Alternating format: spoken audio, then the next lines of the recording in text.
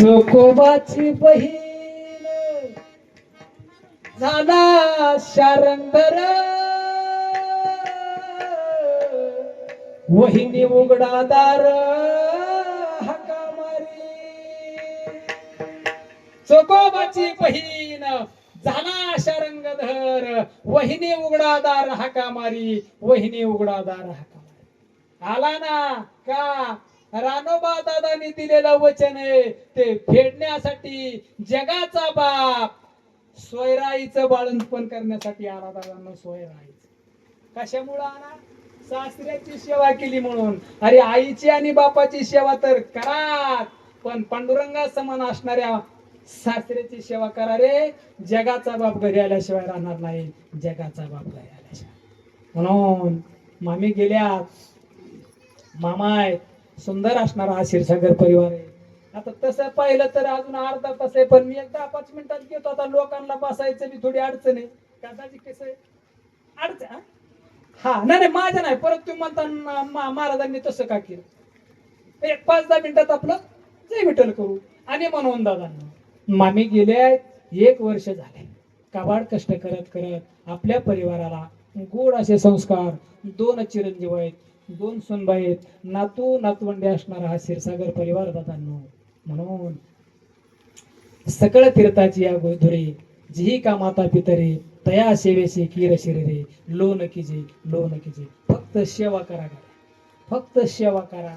आणि आईची आणि बापाची काहीच मागत नाही, काहीच नाही. लहानपणी आपला जन्म झाला ना मामा, लहानपणी आपला जन्म झाला, आपण 6 महिन्याचं 6 महिन्याचे होतो. मग आपल्याला चुरून चुरून चुरून दूध भात घालतात, चपातीचा घास घालतात ना. आणि त्या टायमाला तुझा आपण जर एक चपातीत नरड्यात कोंबली आपल्या तर आता भाकरी मागितली तरी राग येतोय, भाकरी मागितली तरी राग येतोय. अरे गुण रहितम कामना रहितम जर पात्र असेल ना तर ते माझी आई दादांनो, ते माझी आई. गुण पाहत नाही, रूप पाहत नाही रे, फक्त लेकरावर प्रेम करते, फक्त लेकरा. आंधळा एखादा लेकरू, पांगळ एखादा लेकरू, पण कधी आईने विचार केला काय माझा आंधळन बहिर या आंधळे मुखे कानी नायके काय त्याशी जननी पोसू न शके. ती म्हणते का ही आंधळ ही पांगळ या, गुण पाहत नाही फक्त लेकरावर, आणि कामनाच धरीत नाही. सुजान पिढी आहे मामा अण्णा, सुजान पिढी झाली. या मॉडर्न युगात म्हणतात आमची म्हातारी आई बाप जुनी जुनी माणसं आहेत. अरे त्या जुन्या माणसांनी दिलेल्या संस्कारावरच आज तुम्ही मॉडर्न झालात, आज तुम्ही मॉडर्न झाला. अरे नसन त्यावेळेस त्यांच्याकडे 4 चाकी गाडी, नसन त्यावेळेस त्यांना बंगला, रे नसन गाडी घोडी गाड्या, पण सायकल ना खांद्यावर त्यावेळेस सायकलवरच गेले का नाही. म्हणून या मॉडर्न युगात जगायचं शिक्षण त्यांनी दिलं ना, म्हणून त्यांचे उपकार कामनाच नसते. पण तरीही आपण आई वडिलांना कटाळलोय. आता तरीही आपण सर्व्हिसवालीचा मुलगा आहे, सर्व्हिसवाल्याला मुलगा आहे, मुंबईला सर्व्हिसला आहे, आणि ग्रामीण पट्ट्यात ती आई गेली ना मुंबईला, माझा दादा सर्व्हिसला आहे. 4-2 महिने चांगलं सांभाळलं. नाश्ता काय, पोहे काय, चहा काय. 4 महिन्याने त्या सुनाने रोज संध्याकाळ आले की नवऱ्याला म्हणायची ऐका ना मी बी कामावून येते आणि तुम्ही कामावून येत आहे, मला आता कंटाळाच आलाय म्हणली जीवन जगायचं. एक तर म्हणली मी राहील, नाहीतर म्हणली मग तुमची आई राहील. आता तो सर्व्हिसवाला माणूस हातबल झाला ना, मी तरी राहील आणि आई तरी राहील. आता माणूस काय विचार करतो, तो म्हणला थांब 2 दिवसात मी तुला सांगतो. दुसऱ्या दिवशी तो आईला म्हणला आई मी तुला वृद्धाश्रमात सोडून येतोय. आता ही तर बी रूम बारीक आहे, 2 बाळ येतं, मी तुला वृद्धाश्रमात. ते म्हणले चालेल ना बाळ, पण असं कर ना म्हणले तू सर्व्हिसला जाणार आहे ना उद्या, मीच वृद्धाश्रमात जाते. सकाळी 11 वाजता गेला, आई निघून गेली, आणि रोज ज्या रस्त्याने जायचं ना त्या रस्त्याच्या झाडा त्या रोडला एक झाड होतं मोठं, आणि त्या रस्त्याच्या त्या झाडाखाली सावलीला बसायची. ह्याला माहितीच ना आई कुठे गेलेली. आई कामना रहितम गुण रहितम, मी त्याच्यावर बोलतो या की रोज आई त्या झाडाखाली बसायची.